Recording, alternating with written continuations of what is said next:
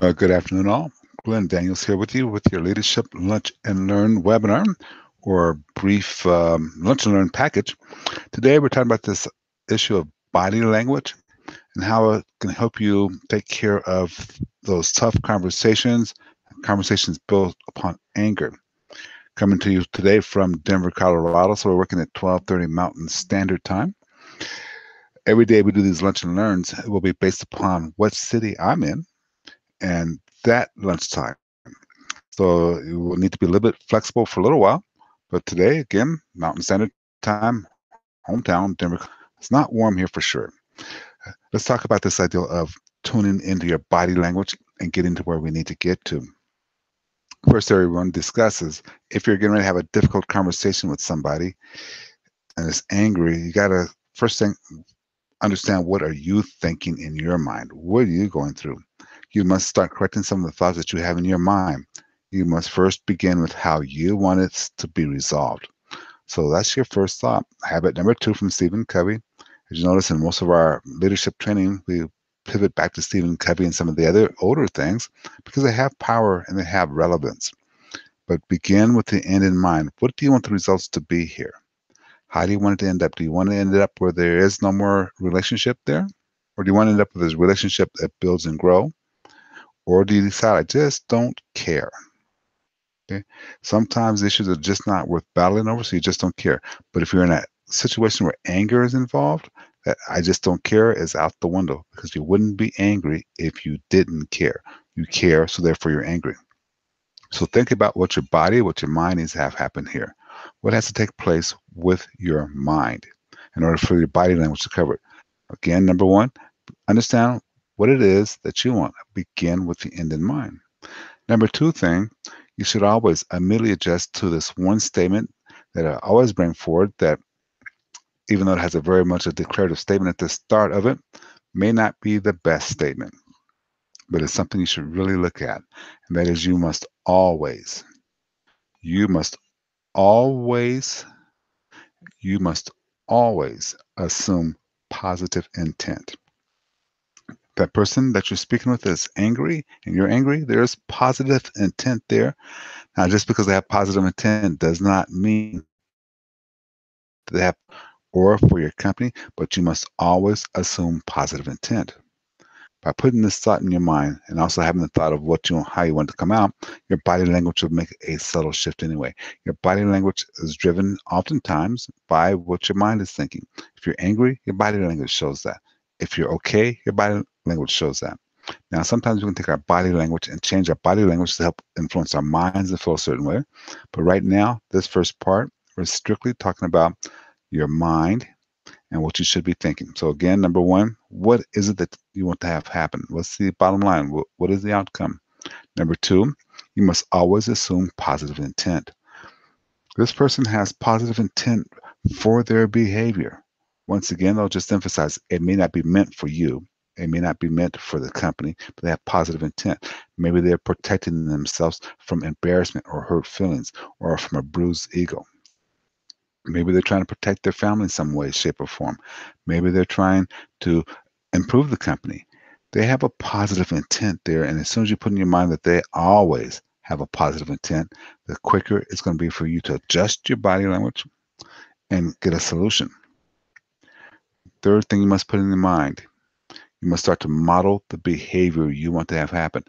You must start thinking, what do I want to have happen? And let me have my body issue that. What do I want to have happen here? The behavior that I want to see. Do I want to see calm? Do I want to see escalation? Then you do the thing that your calm body needs to have, and that's breathe slower. Breathe, but breathe slower and deeper. So that's where your body will take over. And those are the three things your mind needs to look at. So let's just quickly put a real quick recap on those. Number one, begin with the end in mind. Number two, always assume positive intent. And number three, have your body model the behavior you want. So tell your body, I want to be calm and be calm. So let's take a look at our next part of this diffusing anger. How do you diffuse anger? Well, number one, you got to put your mind in place. But if you're in a situation where anger is taking place, sit down. If you're at it with everybody and you decide to sit down, you're going to go a long ways there to diffuse the situation. Now, you can't go too far in this next way to shape and use your body, but if you lean forward, like you're paying attention, lean forward. Don't lean back, don't cross your arms, don't get crossed up, but lean forward. That's another way you can take your body and actually send the signal of let's relax, let's chat. You got to maintain an open stance. Don't cross your arms off, don't cross your legs off, don't turn your shoulders away. Maintain an open stance. The biggest thing you can do in order to make sure that people feel your connection is keep your shoulders squared. When you unsquare your shoulders, that breaks that level of rapport. And at that level, if you have a rapport issue, that's going to help escalate or maintain the feelings of anger. So if shoulders get out of alignment, that's the first thing you should think of is I'm going to move my shoulders there. Okay. Those are some of the things you have to think about when it comes to body language. The other things you have to think about when it comes to body language is don't mix up signals. Someone's arms crossed across their chest does not mean that they're closed off and angry. More times than not, it just means that that's a comfortable position for them, or it means that they're inside their minds thinking about things. The other part of this body language you want to make sure you carry over is the ideal of eye contact. Avoid the staring though, but eye contact. Make eye contact. So here's a suggestion for you. Make eye contact. Look here, left eyebrow, right eyebrow, tip of nose. Left eyebrow, right eyebrow, tip of nose. Rotate for those 3 points. That way people do not feel like you're staring at them, but they don't feel like you're breaking away eye contact from there either. Okay? Remember, nothing should be crossed. Make sure you're kind of leaning forward a little bit and maintaining that good eye contact. Also keep in mind space. What is the space that you should have? Yes, you want to lean forward, but you don't want to lean into that person's personal space. You must start to use your personal acuity for this. People have different personal spaces. The idea that it used to be ideal for it to be an arm length apart, that's not enough in most cases, especially when there's anger involved. Be aware of that space. Use your peripheral vision to look at this person's temperament to see if you pick up any slight cues that maybe you're too close or maybe a little bit too far. This takes practice, this takes work, but you can do this. The last area we're going to talk about using your body language to help you handle conflict or anger. Match the person's breathing and then slow down. So that person is going to be breathing high in the chest and fast more than likely. You need to match that for a moment, then start to slow down and breathe lower. Breathe deeper and lower in the body. This will help that person start to pace with you. So you're going to match them. You're going to pace with them. Okay. You match them. You're going to set the pace by slowly coming down, slowly start breathing slower, and let them come to you.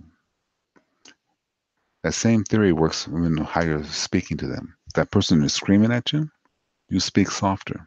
That person's breathing really fast, you breathe slower. Notice these things.